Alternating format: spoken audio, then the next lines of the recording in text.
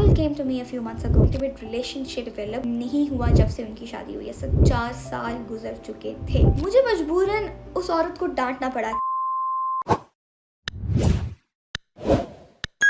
अस्सलाम वालेकुम जी, मेरा नाम है डॉक्टर गाज़ी बुशरा और आज मैं एक ऐसा केस डिस्कस करूँगी जिसके बारे में बहुत आम तौर पे बात नहीं की जाती और अगर की भी जाती है तो प्रॉपर डेकोरम मेंटेन नहीं होता।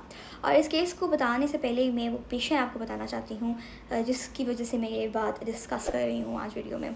सो a couple came to me a few months ago और the major concern that were having is कि उनको कंसीव नहीं हो रहा।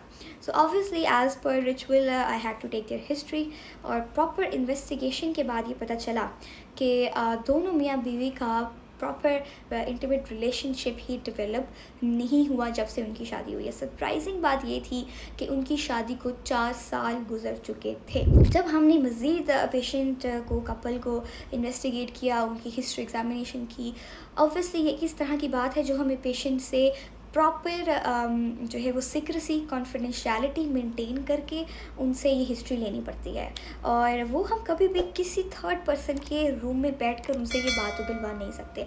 तो ये चीज़ होती है, इसको हम कहते हैं अनकॉन्ज्यूमेटेड मैरिज। एक ऐसी condition for whatever reasons couple जो है वो अपना इंटीमेट रिलेशन मेंटेन नहीं कर पाते, फर्स्ट इंटरकोर्स ही डेवलप नहीं कर पाते। इसकी चंद वजूहात होती हैं।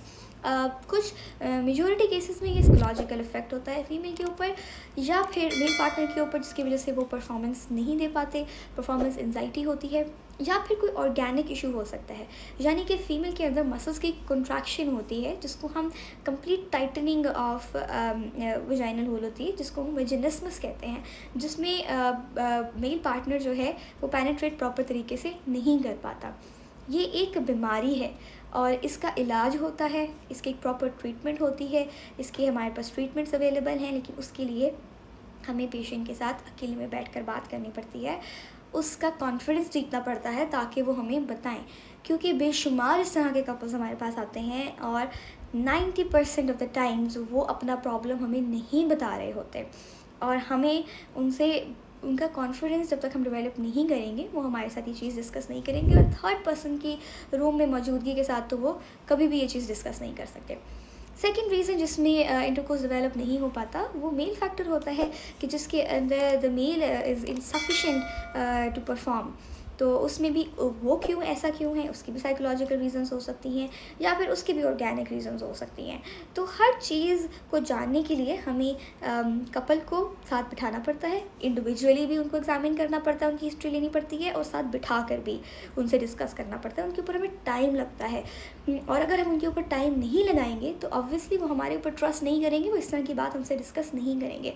और इस तरह की डिस्कशन करते वक्त ये बहुत ज़रूरी होता है कि हम उनकी कॉन्फिडेंशियलिटी को मेंटेन करें। और ये तो टॉपिक इतना सेंसिटिव है जिसमें अगर हम आपकी मौजूदगी में ये बात करेंगे तो पेशेंट हमारे से खुल के बात नहीं करेगा और अगर वो हमारे से खुल के बात नहीं कर पाएगा, हमें प्रॉब्लम नहीं पता चलेगा और हम उसका ट्रीटमेंट नहीं कर पाएंगे। तो ये बहुत ज़्यादा ये प्रॉब्लम्स बहुत कॉमन है। तो आपको अगर इनमें से ऐसा कोई प्रॉब्लम है तो you are free to call out any doctor कि ये मुझे प्रॉब्लम हो रहा है and I need a treatment for that. और obviously we are here for you, we are here for both male and female partners, ताकि हम उनसे बात कर सकें, उनसे इन्वेस्टिगेट कर सकें और फिर इसका ट्रीटमेंट उनको बता सकें।